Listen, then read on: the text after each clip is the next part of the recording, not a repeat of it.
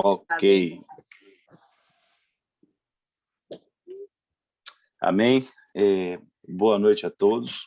Que a paz e a graça do nosso Senhor Jesus esteja alcançando cada um de vocês, onde vocês estiverem nessa noite.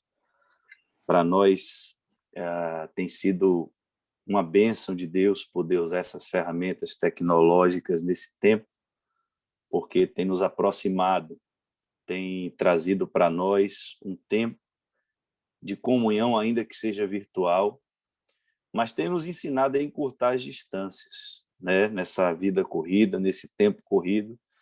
Eu confesso que ouvi muito, principalmente quando criança, que a televisão era do diabo, o rádio era do diabo, tudo era do diabo. E um dia alguém pregando, eu caí na real e disse, rapaz, não tem nada do diabo não, meu irmão, tudo é de Deus. A gente que dá legalidade ao diabo para as coisas, né? Então, a gente pode usar todas as coisas. E aí eu tive uma revelação de Deus. Na época, eu cheguei a fazer um congresso de jovens com o tema Cristianismo 3x4, fazendo uma alusão. Acredito que alguns aqui não são dessa geração, mas Colosso tem cara que já tirou muita foto 3x4 aí, viu? Não diga que não tirou, não, que você já tirou. Mas no meu tempo de escola, tudo que a gente ia fazer na vida, a gente precisava da bendita foto 3x4. Você ia tirar identidade, eles pediam foto 3x4. Ia se matricular na escola, foto 3x4. E existe um segredo, né, por trás desse bendito 3x4 aí, é uma medida que você pode ampliar o retrato, você pode fazer o que você quiser, mas aquela proporção ela é guardada. E nós fizemos ali um tempo em que chegamos à conclusão, na verdade, de que Paulo ele usou uma ferramenta tecnológica excepcional do seu tempo, que era a escrita.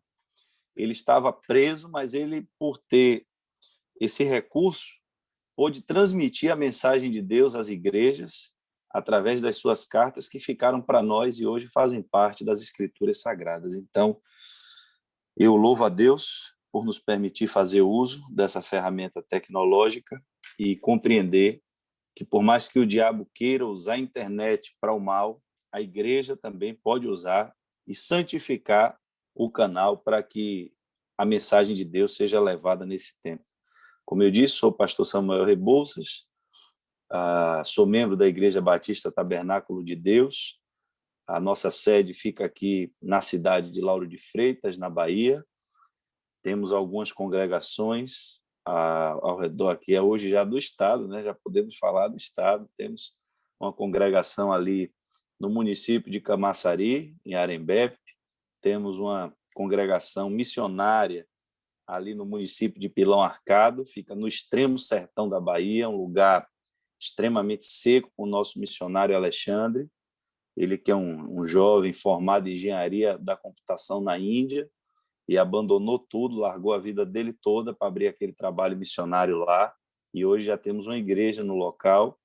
Temos a igreja a qual eu tomo conta, a igreja ali Batista, Tabernáculo de Deus em Pau da Lima, e uma que foi fundada também pelo trabalho de jovens como vocês, através de um ministério de evangelismo, qual nossa querida Ilaiane e Laísa faziam parte, e o nosso líder de jovens hoje dessa igreja, pastor Palmito, que está aí com a gente, Kelvin Drauto, e nós começamos ali fazendo esse projeto no meio de uma área de tráfico, uma área muito pesada, e Deus nos deu a graça de hoje termos uma igreja também ali fundada. O nosso pastor presidente é o pastor Davi Neiva, e estamos muito felizes de poder estar estendendo aqui a nossa mão junto com vocês para abraçarmos essa visão. Eu vejo esse projeto como um projeto visionário, despertador, desafiador para uma juventude que tem vivido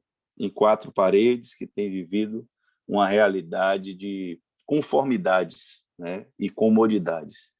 Então, eu precisa de um tema, né, como Laísa propôs aí, e eu queria falar dessa juventude expressa, né, uma juventude expressa, uma juventude rápida, uma juventude, mas com essa visão. Eu vou trazer um texto bíblico para embasar aquilo que eu quero comunicar com vocês, compartilhar da parte do Espírito Santo de Deus nessa noite. E queria que vocês absorvessem isso com muito carinho, com muito amor, porque eu vejo vocês como um renovo da parte de Deus. Eu vejo vocês como algo novo que está saindo da parte de Deus no meio de uma geração corrompida, no meio de uma geração pervertida, perdida, cega espiritualmente, uma juventude que não sabe mais distinguir o que é santo, o que é puro, o que é impuro, que não tem mais limites, que não tem mais freio.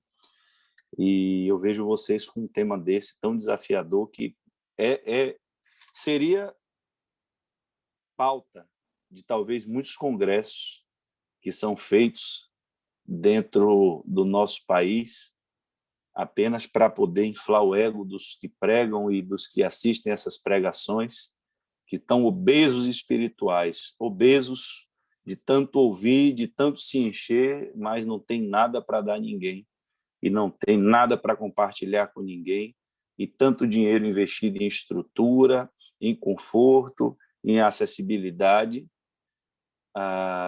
mas, infelizmente, temos perdido a visão do que está ao nosso redor, né? Então, eu quero ler para vocês o texto que está no Evangelho de Marcos, no capítulo 14. Eu vou ler do verso 48 até o verso 52, falando dessa juventude expressa, né? Juventude expressa é o tema do que eu quero falar com vocês. Vou falar em conformidade com o que vocês têm proposto aí no estudo de vocês sobre as parábolas de Jesus, mas eu quero deixar aqui esse entendimento primordial do que tenho certeza que o Espírito Santo de Deus vai estar falando com vocês em nome de Jesus. Só um segundo. Tem uma imagem aqui aparecendo, mas acho que é porque a pessoa está... Mas enquanto o pessoal abre a Bíblia. Gente, se vocês Marcos querem 14... colocar uma foto, é diferente no Zoom. Eu não vou saber explicar, mas... Marcos 14... Obrigada. É muito gentil. Marcos 14, do 48 ao 52.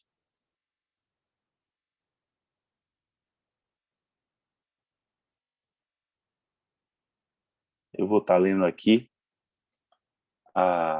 Na minha versão está escrito assim: disse Jesus: estou eu chefiando alguma rebelião para que vocês venham me prender com espadas e varas? Todos os dias eu estive com vocês, ensinando no templo, e vocês não me prenderam. Mas as Escrituras precisam ser cumpridas. Então todos o abandonaram e fugiram. Mas um jovem, vestindo apenas um lençol de linho, estava seguindo Jesus quando tentaram prendê-lo.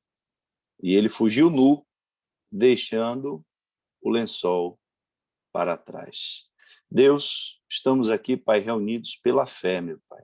Reunidos, Senhor, em um só propósito, em um só espírito, crendo, meu Deus, na Tua verdade. E agora, Senhor, eu peço que a Tua palavra se manifeste de forma sobrenatural, de forma poderosa, e que o Senhor, meu Deus, pela Tua bondade, pela Tua graça, derrame fogo, Senhor, nos corações, meu Pai, desses jovens, para que eles sejam cheios do Teu Espírito Santo e saiam, Senhor, pelos quatro cantos dessas nações, incendiando, meu Pai, para essa colheita final. Assim, Senhor, como Sansão incendiou a seara dos filisteus, meu Pai, para que se iniciasse, meu Deus, o Teu processo de libertação daquele povo. Havia um propósito do Senhor naquilo. Meu Pai, como os apóstolos, Senhor, que na cidade que chegavam, viravam aquelas cidades de cabeça para baixo, sendo poucos, mas sendo cheios.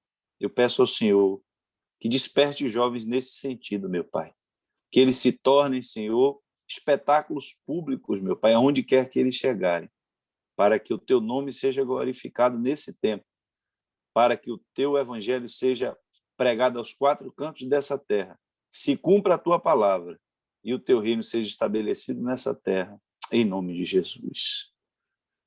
Queridos, igreja perseguida. Jesus começa no verso 48, trazendo uma mudança de paradigma do que vinha sendo proposto até então. Quando ele diz, eu estou chefiando alguma rebelião para que vocês venham me prender com espadas e varas, mostrando que houve uma mudança agora no perfil daqueles que vieram interrogá-lo. Antes, Jesus era confrontado com palavras. Jesus estava sendo confrontado com ideias. Jesus estava sendo alvo, estava sendo objeto ali de indagações pelos mestres da lei, pelas pessoas que tinham inveja dele.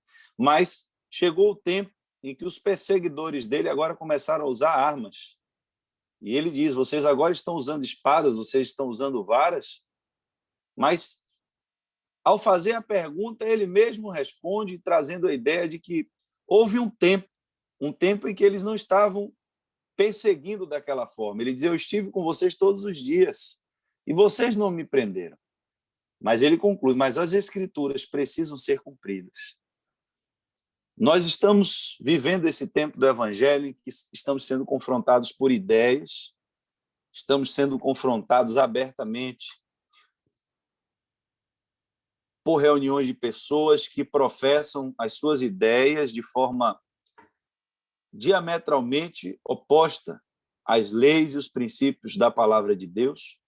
Pouquíssimos, raros são os líderes que têm repercussão nacional, que têm fama, que têm influência, que resolvem se indispor quando objetos sagrados são colocados em público a escárnio, quando são trazidas ideias que confrontam as leis de Deus, são pouquíssimos.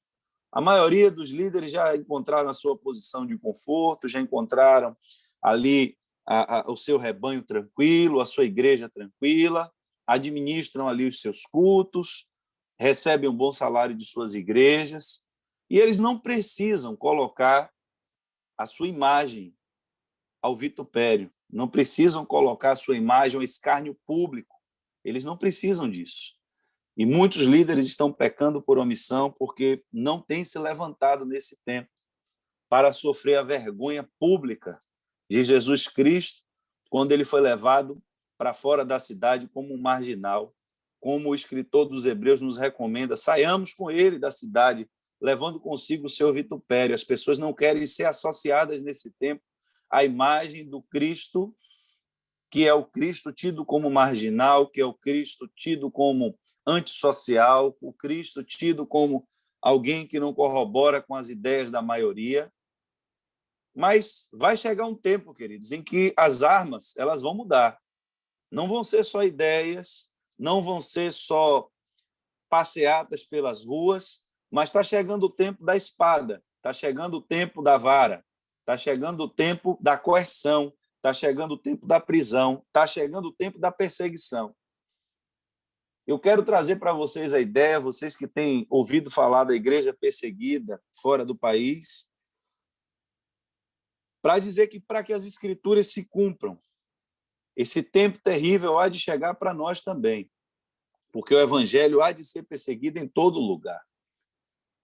E é para isso que Jesus apontava, diz, agora vocês estão vindo, eu estava no templo o tempo inteiro, mas chegou o tempo da espada, chegou o tempo da vara. Mas eu estou entendendo, é tempo que isso aconteça, porque as escrituras precisam se cumprir. E aqui, o evangelista João Marcos, ele traz para nós um relato. Há quem diga que o Evangelho de Marcos, né, com bases históricas, foi o primeiro a ser escrito, então talvez por perseguir aí as informações ele encontrou esse relato que chamou a atenção dele. Eu quero destacar para você que muitos dos discípulos de Jesus eles eram jovens. João era muito jovem quando ele conheceu Jesus, eles eram jovens. Jesus ele era o mais velho ali de todos, ele tinha 30 anos quando começou o seu ministério, mas tinha com ele jovens. Só que, quando o verso 50, Marcos diz que todos o abandonaram e fugiram. Ele vai destacar agora um jovem que chamou a atenção de quem presenciou aquela cena, de quem estava ali naquela noite, porque aquele jovem ele tinha algo muito superficial sobre ele. Ele estava acompanhando Jesus, ele estava ouvindo as palavras de Jesus, ele estava vivendo, para quem lembra, esses últimos momentos de Jesus. Foi o momento em que Jesus estava em uma intercessão profunda, é o momento que a Bíblia relata que o seu suor se transformou em gotas de sangue, é o momento que ele volta, chama os discípulos. Eu não sei de onde esse jovem aparece, já que Jesus estava com a ceia, fazendo a ceia ali com os seus discípulos e com os 12, e já era noite quando ele sai para orar ali no Getsêmani, e ele encontra, por vezes, os seus discípulos dormindo, mas estava ali, queridos, agora um jovem com uma cobertura. Ele estava coberto, mas a sua cobertura, a Bíblia diz que era uma cobertura muito fina, era um lençol de linho. Ele estava seguindo Jesus, ele não era discípulo de Jesus, ele era um seguidor de Jesus. Ele ouvia o que Jesus dizia, ele andava onde Jesus andava, mas quando essa perseguição que veio até Jesus, que veio até os outros discípulos que também correram e fugiram, mas quando veio sobre ele, algo foi destaque ali que ficou registrado na Bíblia para mim e para você. Porque para ele fugir, para ele correr, a vestimenta que estava sobre ele era uma vestimenta imprópria. Ele estava vestido com um lençol. O lençol não foi feito para ninguém usar como roupa. Ele estava improvisando uma cobertura espiritual muito fina. O linho, ele é por que a roupa de linho ela é uma roupa leve, é uma roupa fresca, o linho. E era um lençol de linho que estava cobrindo a vergonha dele, cobrindo a nudez dele. Mas quando a perseguição chega até aquele jovem, ele abandona a sua cobertura espiritual e foge expondo a sua nudez, expondo a sua vergonha. E qual é o comparativo que eu quero trazer para a gente nessa noite aqui, para vocês jovens? É que exatamente esse tempo que aquele jovem estava vivendo ali eram os momentos finais do ministério de Jesus aqui na Terra em pessoa. Era o momento final, as últimas palavras ali de Jesus, os últimos momentos, e se levantou ali um jovem para querer seguir Jesus. Mas quando a perseguição chegou, ele teve que correr, mas ele não teve como voltar, ele não teve como ir para outro lugar, ele teve que abandonar o seu trajeto, porque ele ficou nu.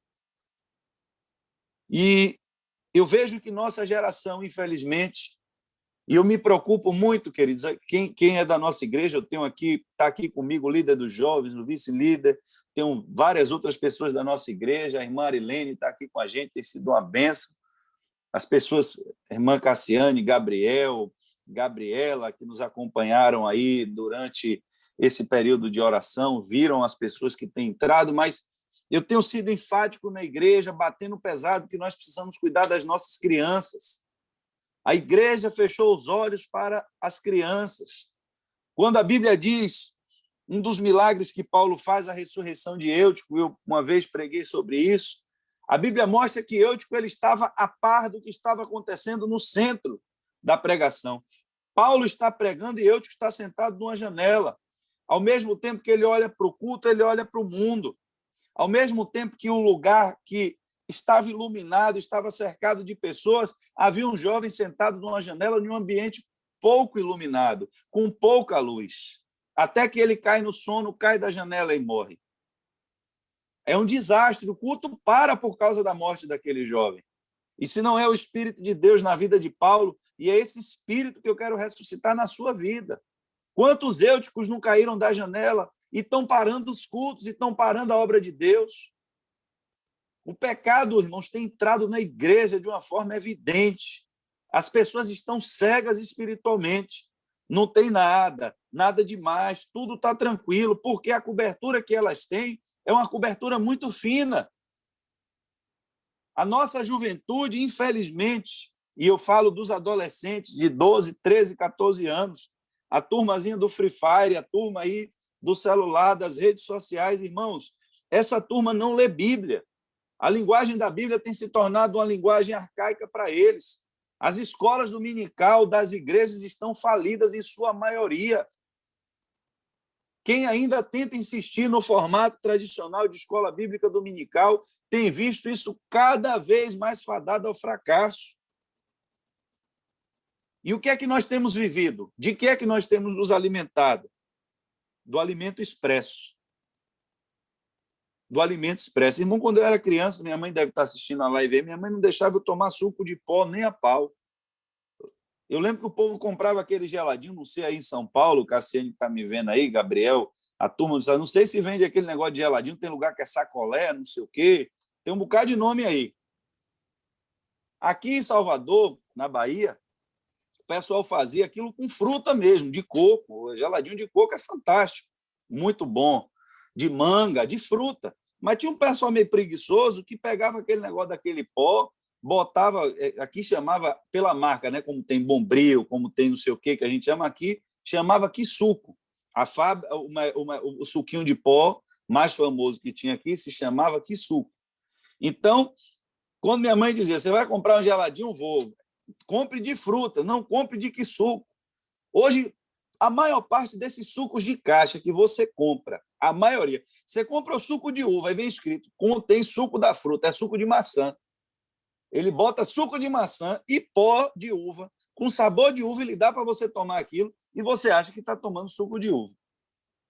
Suco de maracujá, o suco é de maçã, mas tem lá suco de aroma de maracujá, pó de maracujá lá dentro.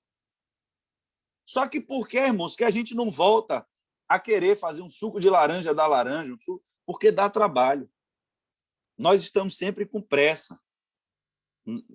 Você não chega mais em uma festa, é muito raro alguém estar servindo um suco que foi feito da fruta mesmo no aniversário, uma festa. Porque a essência das coisas elas foram mudando. E o pior é que essa geração que vem depois, que já aprendeu a tomar o suco da caixa, eles não vão voltar mais a tomar o suco da fruta de jeito nenhum. Já se acostumaram com aquilo, já aprenderam com aquilo, foram doutrinados com aquilo, viveram com aquilo. Desde criança foram instruídos naquilo. Então, hoje, nós estamos vivendo tempos de emoções, movimentos, irmãos, em cima de movimentos, mexendo com a alma das pessoas.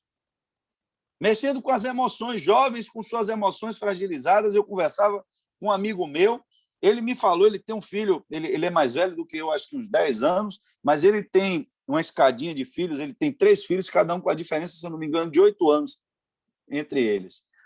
Ele tem um bem mais velho, um no meio e um bem mais novo. Ele disse que na escola do filho dele, 80% ou 90% dos colegas do filho dele são filhos de pai divorciado. Entre 80% a 90% já são filhos de pai divorciado. Uma geração que tem vivido, irmãos, uma carência afetiva, uma carência emocional, que tem vivido, irmãos, momentos de instabilidade.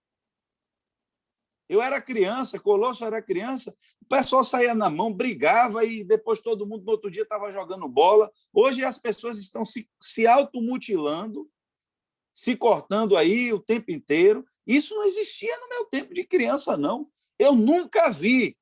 Eu, até os meus 15 anos, 16 anos, 18 anos que eu fiquei na escola, eu nunca tive um caso na minha escola inteira. E olha que eu estudei em um colégio grande. Eu estudei na mesma escola da 5ª série ao 3º ano, então eu conheci todo mundo daquela escola. E como eu era aluno de destaque da bagunça, então é que todo mundo me conhecia também. Eu nunca vi um caso de ninguém se automutilar naquele tempo. E olhe que não faz muito tempo, porque eu não sou muito velho assim. Então, o que é que está acontecendo com a nossa geração? Aí as pessoas vêm para a igreja. E o que é que está sendo oferecido para elas na igreja? Alimento de caixa. Um evangelho expresso. Um fast food. E temos vivido, irmãos, de miojo, de hambúrguer do McDonald's e do suco do pó. É o que a gente está comendo. É o que estão dando para a nossa juventude.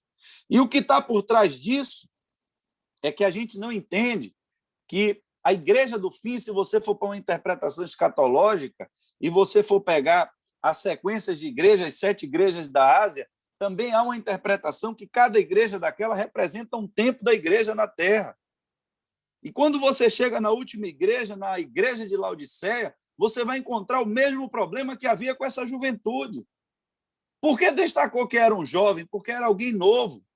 Era quem estava chegando agora no ministério de Jesus. Já chegou no finzinho, era jovem, mas chegou sem cobertura, chegou com uma cobertura muito fina, muito rasa, uma cobertura adaptada, improvisada. E a igreja de Laodiceia tinha uma concepção a respeito de si mesmo, que eles eram ricos, que eles eram abastados, que não lhe faltava nada. Na nova tradução da linguagem do pastor Samuel, eles se achavam os pentecostais, se achavam cheios do Espírito Santo de Deus. Por que você se julga, a igreja de Laodiceia, tão cheia de Deus? Porque nós somos ricos. O respaldo de Deus sobre a nossa vida. Temos tudo, não nos falta nada. A igreja de Laodiceia vivia num lugar onde estava ali vivendo um tempo de prosperidade tão tremendo que parte da cidade se destruía, eles não quiseram a ajuda do império, eles mesmo reconstruíram o negócio deles. Aí chega agora Deus, manda uma carta através do seu Espírito e diz, olha, você precisa enxergar a sua realidade espiritual, porque você está vendo tudo ao contrário. A verdade é que você é pobre, a verdade é que você é cego, e a verdade é que você está nu. Mas se você está nu, você não está enxergando porque você é cego. E se você está nu e você é cego, você também não vê que você é pobre. E você está vivendo de ilusão, está vivendo de imaginação, está vivendo de coberta, está colocando sobre você algo que não foi a veste sacerdotal que eu preparei para você. Porque para fabricar roupa, irmãos, dá trabalho naquele tempo. Hoje a gente tem máquinas, hoje a gente tem, depois da indústria a vapor, a roupa começou a ser produzida em série, e hoje você compra roupa aí na C&A, na Riachuelo, roupa virou algo barato, algo irrelevante, mas você vai ver nas guerras antigamente, na Bíblia, não precisa usar a história, quando aqueles reis eram derrotados, um dos despojos de guerra que tinha mais valor eram as roupas. Quando Sansão apostou no casamento dele o enigma, o que ele tinha que pagar aquelas pessoas eram com roupas, porque roupa era cara. Quando Jesus morre, os soldados estavam ao pé da cruz tirando sorte para dividir a roupa, porque roupa era cara, dava trabalho para fazer. A roupa ela precisa ser ajustada ao seu corpo. Lençol veste qualquer coisa, irmãos. E temos pegado juventudes e trabalhado com jovens em série, como se cada um fosse igual ao outro. Chega um com problema de altura, a gente joga um lençol em cima do cara. Chega um baixinho, a gente mete lençol também. Chega um magrinho, vai o lençol. Chega um mais fortinho, vai o mesmo lençol em cima. Irmãos, está chegando o tempo da igreja entender que a palavra de Deus, ela, quando é ministrada, na verdade, ela vai se conformar, ela vai se adequar àquilo que o homem precisa. E, infelizmente, a nossa juventude ela tem desprezado o conhecimento da palavra de Deus. Se você olhar você, não precisa você olhar ninguém, eu quero que você olhe você.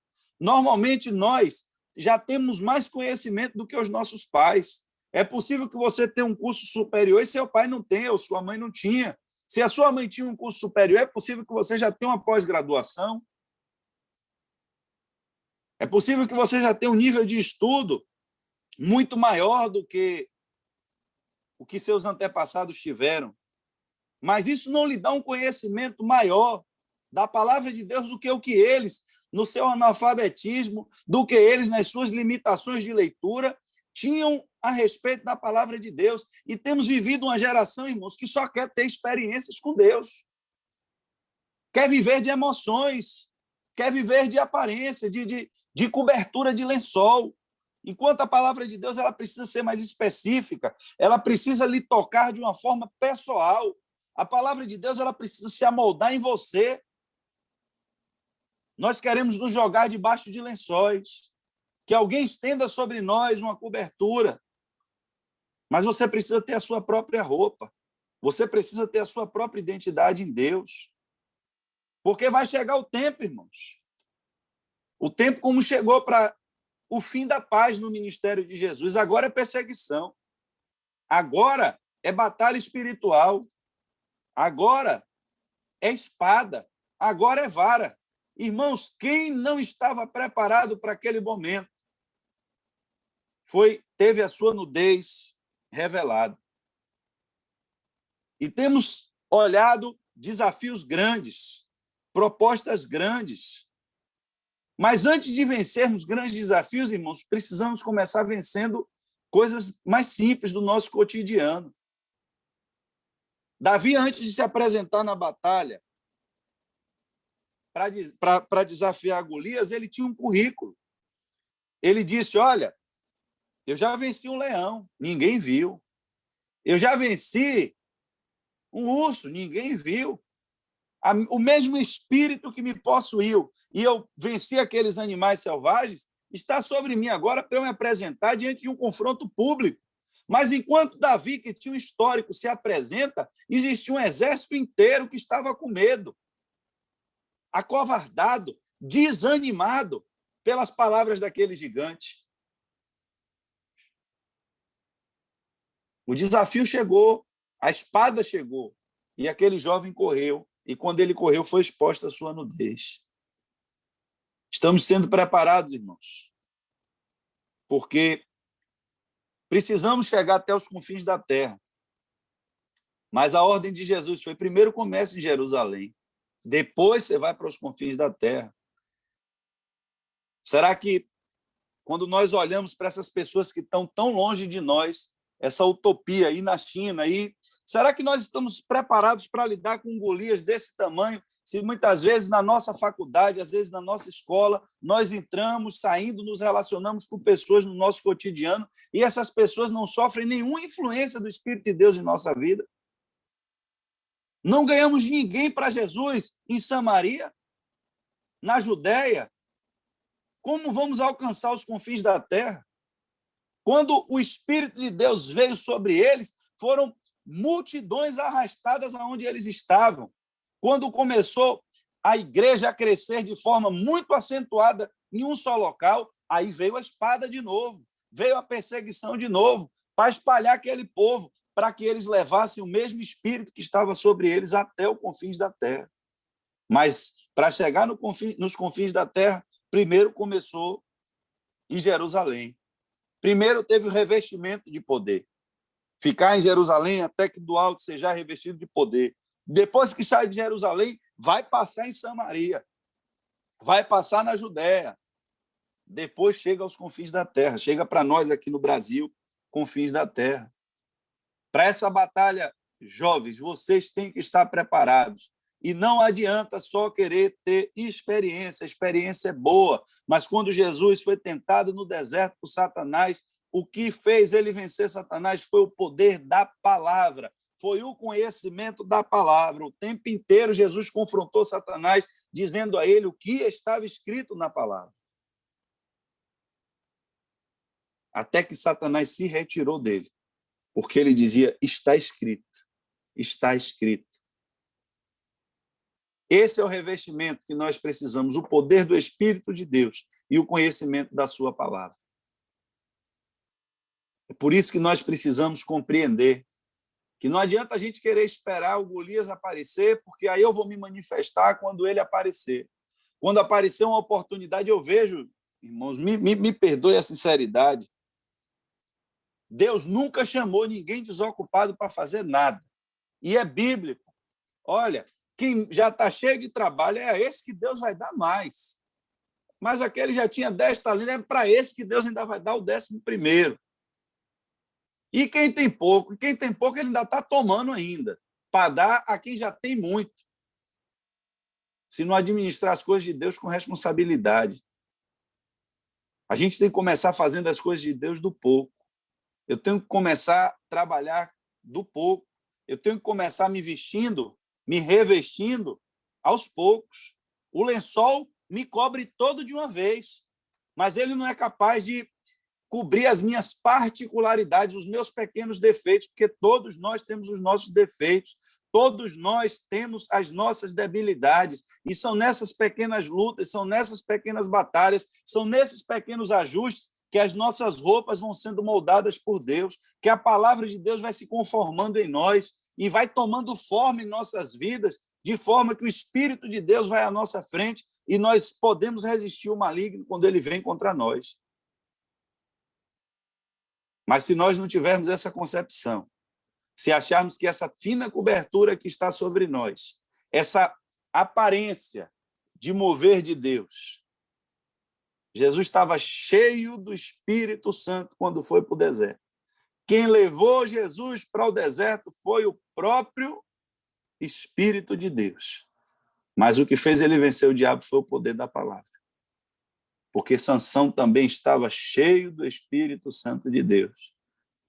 Quando pegou aquele leão, rasgou no meio, mas estava indo se encontrar com uma mulher filisteia. A unção do Espírito Santo de Deus nunca impediu ninguém na Bíblia de pecar. A gente tem que estar vigilante e revestido da palavra de Deus. Porque é só ela quem vai esconder as nossas vergonhas. É só a palavra de Deus que vai nos sustentar na hora da perseguição. Estamos vivendo 3 situações. Uma, vivemos em um país que não temos hoje uma perseguição direta, mas quem está aqui sabe que lá na rua, na igreja, muitas vezes, não tem muito tempo, foi assassinado uma pessoa exatamente na porta da igreja, com diversos tiros. O tráfico controla a rua inteira, da hora que a gente entra à hora que a gente sai. De vez em quando, não sei se é a mando deles, não sei qual é a situação, o traficante entra lá, assiste o culto, depois vai embora. O tráfico é feito lá a céu aberto, os homens passam com armas na mão na porta da igreja constantemente. Muitos cristãos ficam inibidos, deixam de ir para a igreja por causa disso. E é pavoroso você ver aquelas cenas ali que a gente vê. É terrível. Você vê menino de 13, 14, 15 anos com arma na mão, passeando para lá e para cá, como se aquilo não fosse nada, fosse terra sem lei. Mas existem países hoje que, enquanto nós estamos aqui falando abertamente de Cristo, eles não podem falar. Eles estão pagando já um preço por dizerem que são cristãos. Mas eu estou anunciando a vocês que, assim como Jesus disse que teve liberdade durante um tempo para ensinar no templo, até que se cumprisse as Escrituras, e aí houve uma revolta, e vem agora pessoas com espadas e com varas contra ele. Nós temos que nos preparar para 2 situações. Uma é se Deus vai lhe chamar e lhe levantar para você ir em um desses países perseguidos. Segunda, há uma palavra que precisa ser cumprida. Há de se revelar o anticristo sobre a face da terra, e ele se levanta contra tudo que se chama Deus. Não sei lhe dizer, não há ninguém que tenha certeza absoluta se a igreja fica, se a igreja vai, se a igreja é arrebatada. Há especulações, a Bíblia não foi clara nesse ponto. Ninguém pode afirmar isso com segurança e com certeza. Mas a pergunta é, e se o anticristo aparecer e se pronunciar aí com esse sistema de governo e obrigar cada um de vocês agora aí a ter que receber a marca dele na testa ou na mão? Hoje, você tem vestimenta suficiente para resistir? Ou será que a sua nudez vai ser exposta? A vergonha vai ser exposta? Aquilo que foi coberto por um manto fino vai ser revelado. Estamos nos preparando para 2 coisas. Você pode ser chamado para ir pregar em um país desse, mas você também pode ter que enfrentar o cumprimento da palavra de Deus no tempo do fim. E se não for você, você vai ter que preparar alguém que vem depois de você para poder enfrentar esse tempo. Então, o que eu deixo para vocês nessa noite é que levem muito a sério as coisas de Deus, porque nós não estamos lidando com carne e sangue, estamos lidando com o reino espiritual, estamos lidando com o reino de Satanás. E há um tempo determinado em que Deus vai permitir. Jesus, quando ouviu, disse, vem cá, que negócio é esse aqui, rapaz? Vocês estão vindo agora? Aí ele dizia, mas as Escrituras precisam ser cumpridas, como se ele tivesse compreendido aquele tempo. Ele passou esse sentimento. Eu entendi, é porque as Escrituras precisam se cumprir. Vai chegar o tempo em que Deus vai permitir a operação do erro. É Deus quem vai permitir a manifestação do anticristo. É Deus quem vai permitir que a igreja dele seja perseguida. É ele que vai permitir. E quem vai estar pronto para esse terrível dia? Noite de trevas e escuridão como aquela do jardim. Noite em que o seu Senhor estava sendo entregue, em que o seu Senhor estava sendo esbofeteado, estava sendo cuspido, zombado, sem reagir. Quem vai resistir a essa noite? Quem há de resistir a essa madrugada?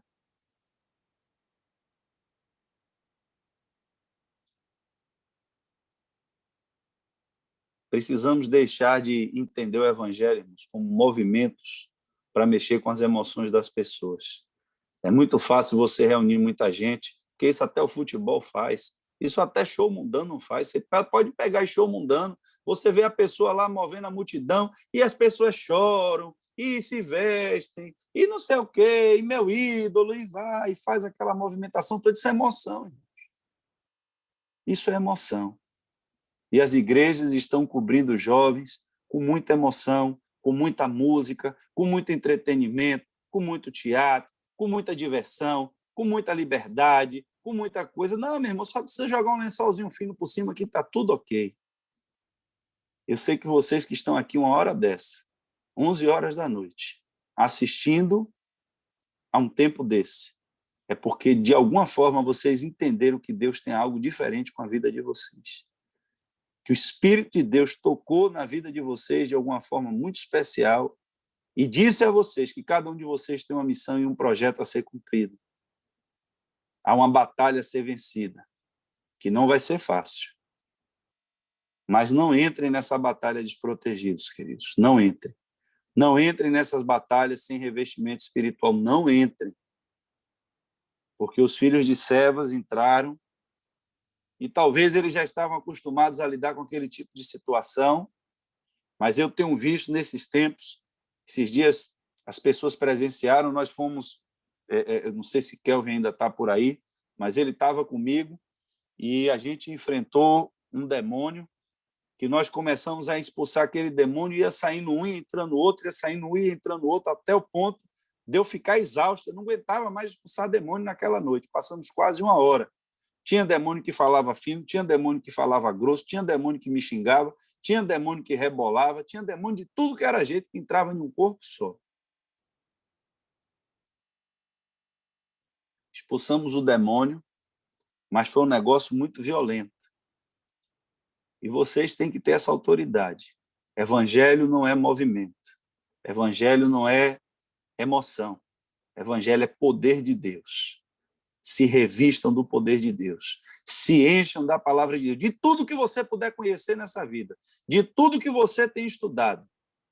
Estude mais a palavra de Deus, se aprofunde mais na palavra de Deus, seja conhecedor, mas praticante também da palavra de Deus. Porque em um momento como esse, aonde for anunciado, chegou o tempo do cumprimento da palavra, você vai estar preparado para enfrentar essa situação. Esse tempo de perseguição, tempo da espada, o tempo da vara. E se não for pelo anticristo, que Deus leve você até um país comunista desse, que Deus leve você a países onde o evangelho é minoria, que Deus leve você no Japão, que Deus leve você na Coreia, que Deus leve você na China, que Deus leve você na Rússia, que Deus leve você na Bolívia, que Deus leve você aonde Ele quiser, mas não vá sozinho. Não vá sem antes se preparar.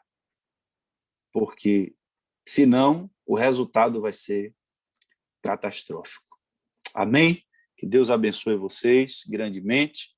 Para mim, é uma honra poder estar aqui com vocês. E sempre que precisarem de mim, vamos estar juntos, em nome de Jesus. Amém? Deus abençoe, queridos. Amém, amém, amém, amém. Rapidinho. Ah, pronto. É que minha irmã estava escutando também, só que ela está em outro lugar e o áudio ia ficar dando retorno.